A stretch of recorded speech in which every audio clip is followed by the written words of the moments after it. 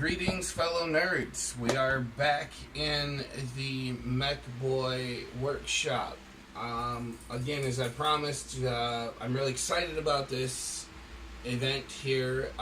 We're unveiling a vintage Ghazghkull thraka model that I just recently acquired. I got this thing roughly a week ago. I got it from my local game store. I traded my Finecast model for this vintage Ghazghkull. In his case, I prefer having the metal model because it's balanced better and stays on the table, and there's less of a chance of him getting knocked over, so on and so forth. Anyhow, I'm really excited about this. This thing's never been touched by human hands. It was sealed still in the box to reduce any annoying noises and so on. I've already removed the cellophane off there so we don't get any crunching and crackling and all that craziness coming across on the video. But as you can see, there's a colored illustration of what Ghazghkull would look like put together on the front of the box. I'm going to slip this sleeve off momentarily, and on the back there is a diagram. Oh, I'm so excited. I think we should have some. I think this is where we should have some snazzy movie music, but we'll let it pass. Dun dun dun dun. On the back here, there's a diagram and a paint chart to illustrate how to paint him. Again, the beauty of the Warhammer universe, primarily orcs, is you can customize them how you see fit.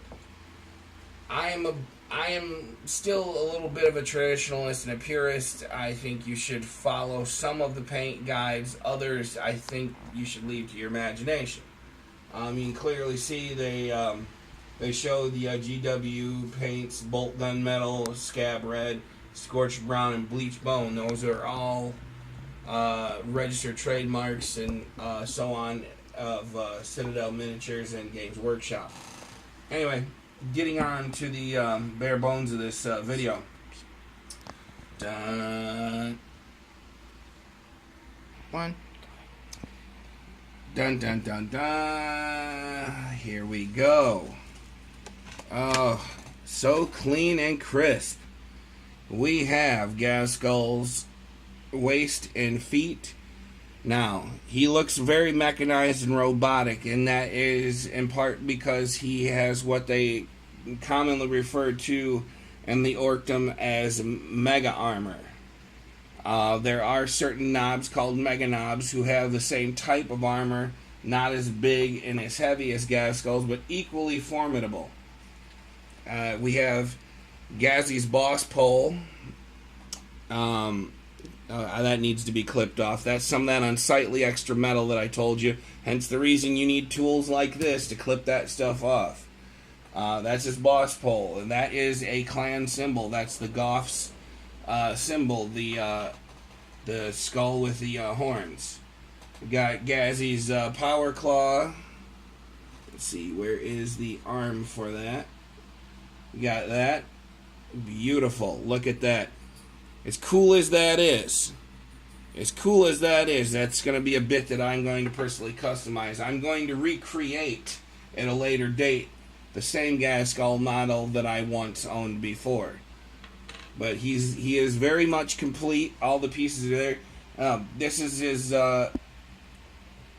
his twin linked combi shooter. Nobody in the orcdom has this particular weapon. This is a mech special. This is a big mech special that Gazzy had made specifically for himself. And why not? He's the end-all, be-all to all the bosses. So it's rightly so that he's got the best weapons and tech. But you know, as you can see, I'm laying out the pieces as they would be, as if I were going to model this thing today. Now, Gazzy is, like I said, he is the biggest and toughest orc. He is the boss of all bosses. He is the alpha dog. He's the badass.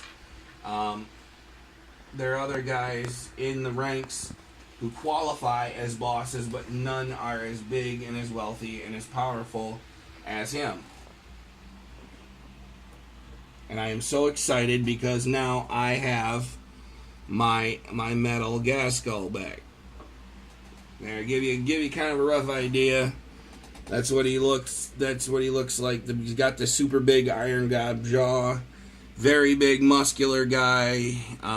He doesn't take crap from anybody. So if there's any dissension in the ranks, he's gonna basically, beat the shit out of whatever knob he's got to, or whatever boy he's got to prove his point that he's the man, and you don't mess with him. Little known fact that I don't ever hear anybody talk about. I don't ever hear anybody talk about orc history or any of the glyphs, the symbols that are part of the orc culture. I referenced Gork and Mork in a previous video. Those are the orc gods, and Ghazghkull claims to have had a vision that the orc gods came to him and said, "You have to be the supreme leader and lead the other tribes to victory." So he is the hand of Gork and Mork, and he moved up through the ranks like any orc boy does, but because he was the most fierce and the most aggressive, he fought his way to the top, and there has been nobody bigger and badder than him to remove him. I'd like to see some people try, because as the lore goes, there are no boys that have the metal to take him out. There's a few that have tried, but thanks to another famous orc character, this guy here, Mad Doc Grotznick, this guy is solely responsible for saving Ghazghkull's life, because, as I said, the original lore of Ghazghkull goes that he was in a fierce battle as an orc, as a fighter, and he was killed he was badly wounded. And on the verge of death. And Mad Doc Grotznick helped him. He stumbled into the Mad Doc's tent, and he saw that he needed help. So the Doc gave him this cyborg body, basically, with the mega armor that you see here, and the big badass power claw, and so on and so forth. So that's how he became the mega orc badass that he is today, because of Mad Doc Grotznick. And again, I'm going to, throughout the course of these videos, explain some of the lore and the symbols that involve the clans. Excuse me. One thing that I like to reference are the older codexes. Now, this is something that people don't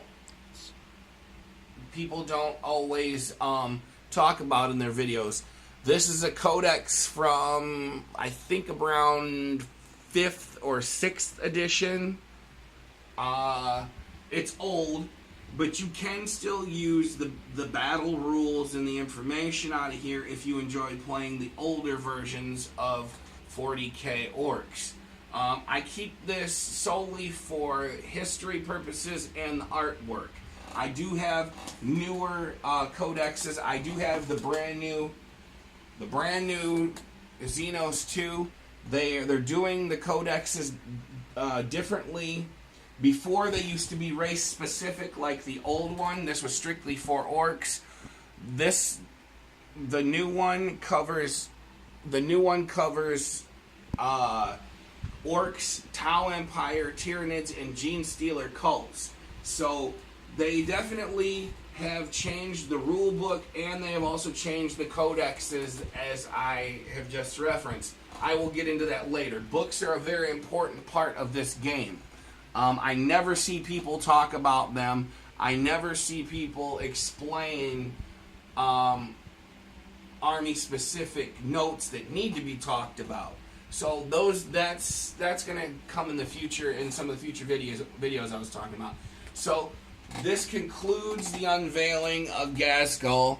Again, I'm going to probably do some videos. You're going to see some videos of me building him. Possibly. I might just do it in stages. I might do a Ghazghkull segment within a video where you see the progress of my work. I don't know exactly if I'm going to show you 100% the entire process, but you will get to see me work on miniatures, definitely. Yeah, but Ghazghkull, again, he is one of my prized possessions. Later on today, we're going to be doing another video set up in my living room because it's a bigger space. I'm going to show you what I refer to as my 3 magnum opus, excuse me.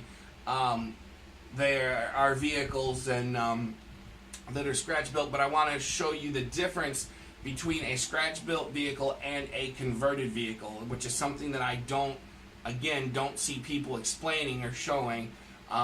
Yes, both versions are comprised of parts that are begged, borrowed, and stolen, if you will, from other kits, but the main difference is the base model of the vehicle is not something that's pre-existing.